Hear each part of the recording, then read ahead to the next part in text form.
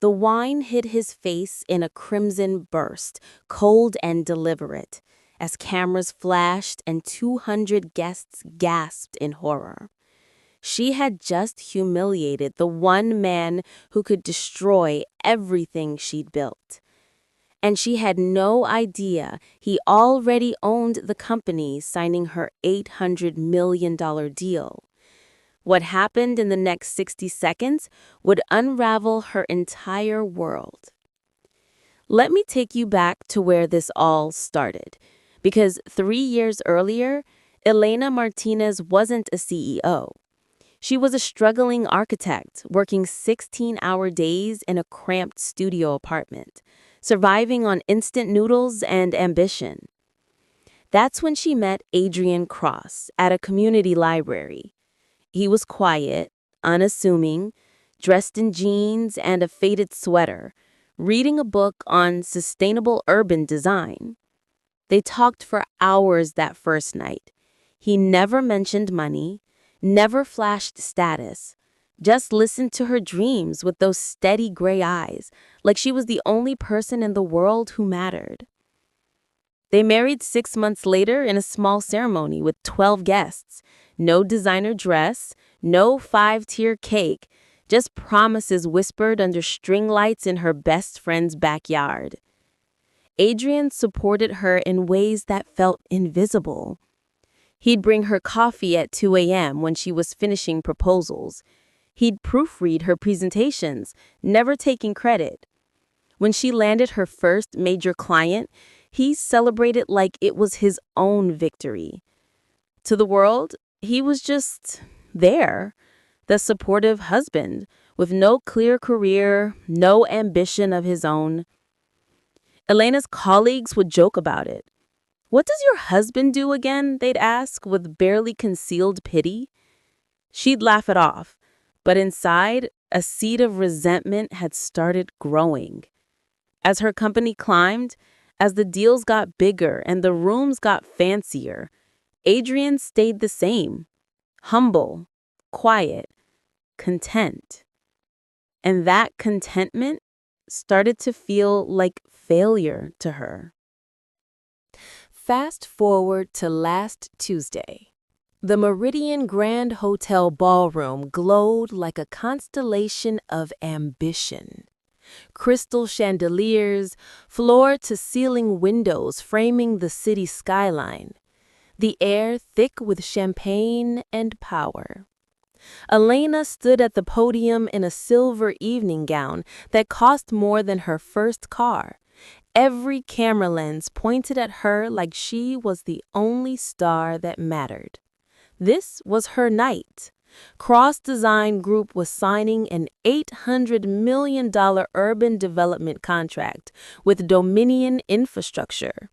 The deal that would cement her as one of the most powerful female CEOs in the state. Governors, industry titans, investors who could buy and sell fortunes with a phone call, they were all there for her. At a table near the back, Adrian sat quietly in a simple navy suit. No designer labels, no flashy watch, nothing that screamed wealth or importance. He watched his wife with something that might have been pride or maybe just sadness for what was about to unfold. When the host announced the signing ceremony, applause thundered through the hall like a standing ovation for a queen. Elena descended from the stage, her smile radiant and practiced. That's when Adrian stood, champagne glass in hand, and walked toward her. His voice was soft, meant only to her. "I'm proud of you, Elena. You worked hard for this." Her smile froze. Her colleagues turned, curious. She forced a brittle laugh. "That's sweet, Adrian, but this is a corporate event. You can congratulate me at home." Something inside her snapped. Maybe it was the pressure. Maybe it was years of buried resentment. Maybe it was the way his humility suddenly felt like humiliation reflected back at her. "Stand with me?" Her voice rose, sharp enough to cut through the music. "You can barely stand for yourself." The room began to quiet, conversations dying like dominoes falling. "Look around you, Adrian." Her hand swept across the ballroom. "These are people who make billion-dollar decisions. They don't live in your world of mediocrity." His expression didn't change. Calm, patient, like he was waiting for a storm to pass. But Elena was just getting started. She reached for her glass of red wine, her fingers trembling, not with fear, but with a toxic cocktail of pride and rage. "You're unworthy to be in my elite circle. You stink of poverty and failure. You have no ambition, no class, no future. Do you see these people? They wear power. You wear disappointment." Someone gasped. A photographer's camera clicked. The waiter nearest to them froze mid-pour. Elena lifted the glass higher. "Maybe this will help you remember your place." The wine hit his face in a perfect crimson arc, cold, shocking, deliberate. It splashed down his cheek, soaked his collar, ran in thin streams onto the marble floor. The room erupted in gasps. Flashes exploded. 300 people watched in stunned silence as Adrian Cross stood there, wine dripping from his jaw, not moving a single muscle. For 5 seconds, that felt like 5 hours, no one breathed. If you can't stand people who publicly humiliate the ones who love them, let me know in the comments. Type, "Nobody deserves that." Because what Adrian did next, it was quieter than a whisper and louder than thunder.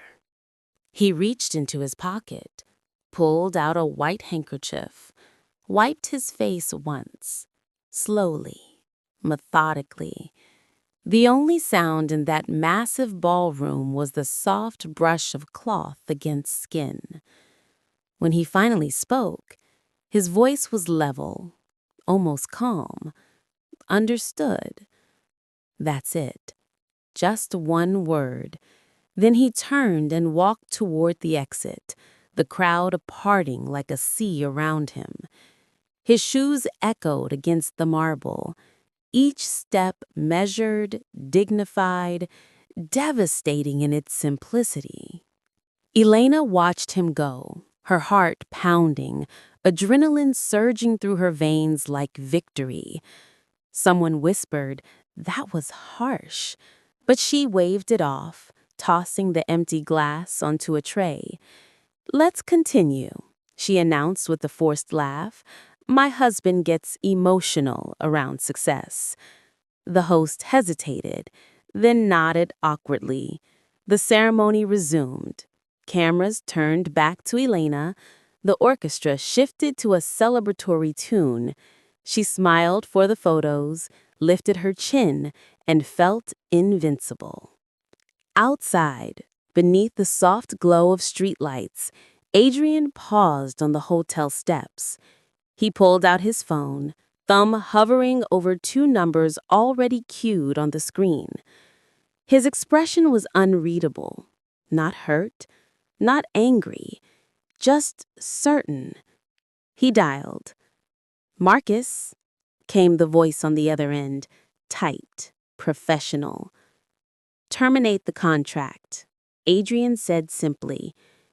There was no hesitation. "Yes, sir. Effective immediately?" "Announce it now." "Understood, sir." He ended the call, scrolled to the second number, pressed dial. "Amara speaking. Withdraw all Black Elm capital funding from Cross Design Group. Every account, every subsidiary." A pause. Then, "Yes, Mr. Cross. I'll send confirmation to your private email within the hour." He lowered the phone and looked up at the night sky. The wine had dried stiff on his collar. He didn't care. Inside that ballroom, the orchestra swelled. Elena lifted her pin, poised over the contract, embossed with gold trim, ready to sign the deal of her lifetime. It would not last another 3 minutes. The applause inside the ballroom swelled like a symphony reaching its crescendo. Elena's pen gleamed between her fingers, poised over the signature line that would change everything. "Mrs. Cross," the host said, warmly, handing her the final document. "If you'll do the honors." She smiled wider, basking in the lights, the attention, the validation. "It's an honor, a moment we've worked years for." That's when a man in a charcoal suit stepped quickly through the line of tables, phone pressed to his ear, his face drained of color. He whispered something urgent to one of the Dominion executives. The executive's expression changed instantly.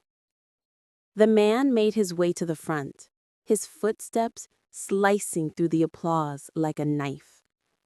"Sir," he said to the host, his voice low but urgent. The host faltered mid-sentence. The crowd began to murmur. Elena frowned. "Is there a problem?"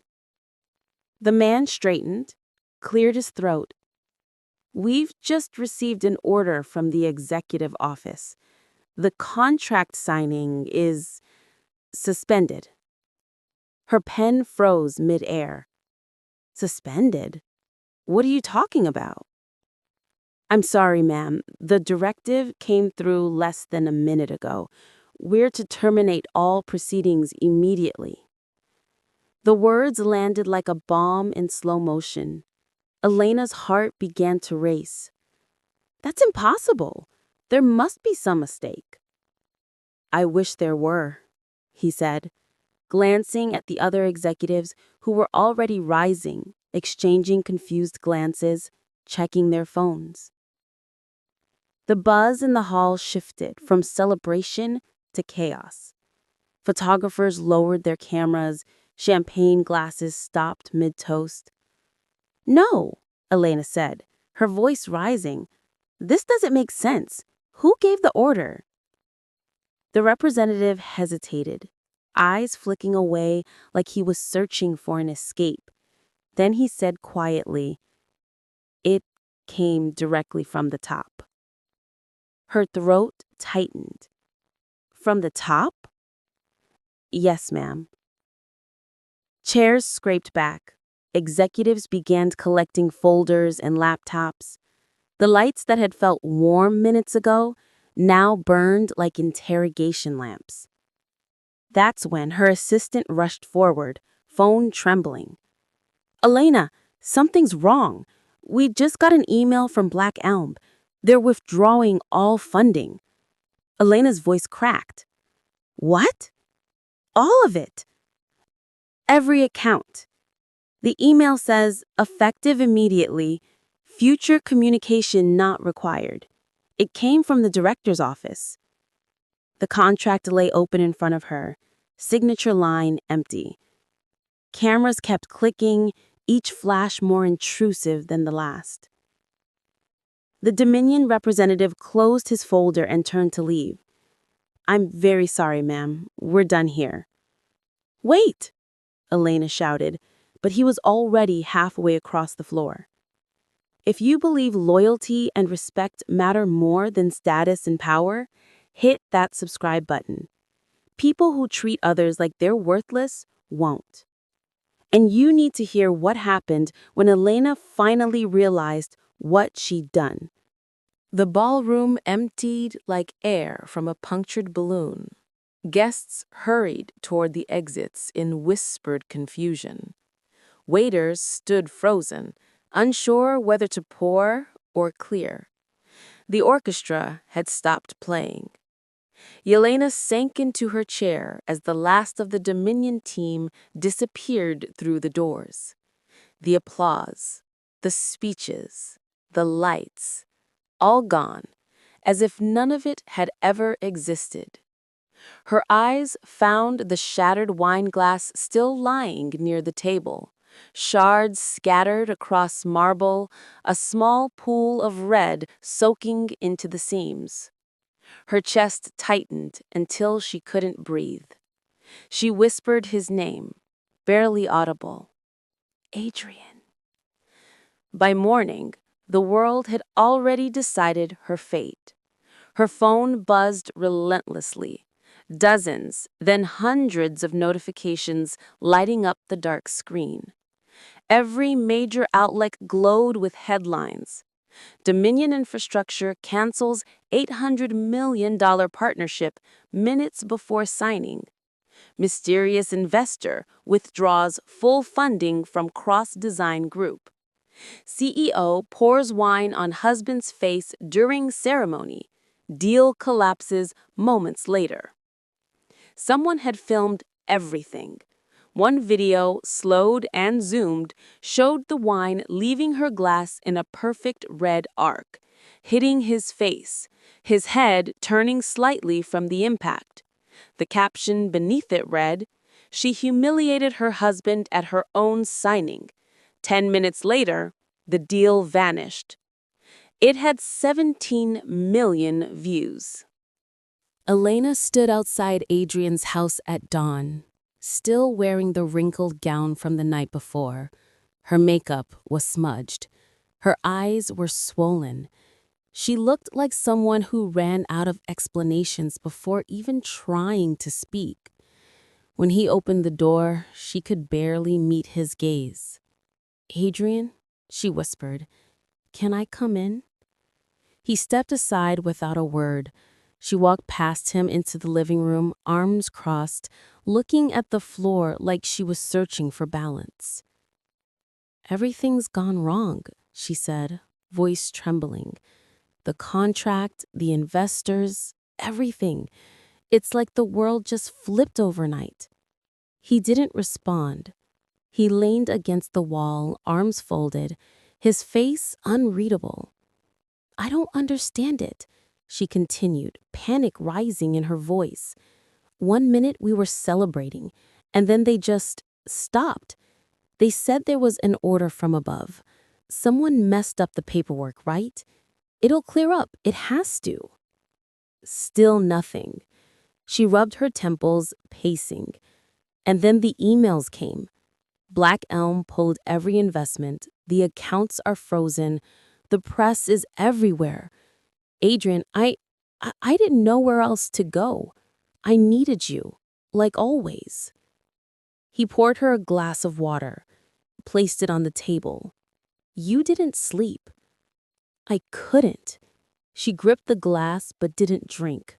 "It's bad, Adrian, really bad. Someone did this. Maybe a competitor. Maybe someone from the board. But I'll find out. I needed to tell you first." Adrian walked to the window, morning light catching his face. He turned slowly. "That's what you get when you bite the hand that feeds you." She froze. "What do you mean?" "I gave the order." The world stopped. Her mouth opened, but no sound came out. "You... what?" Dominion doesn't work with arrogance, and Black Elm doesn't invest in people who humiliate their own partners. Her voice broke.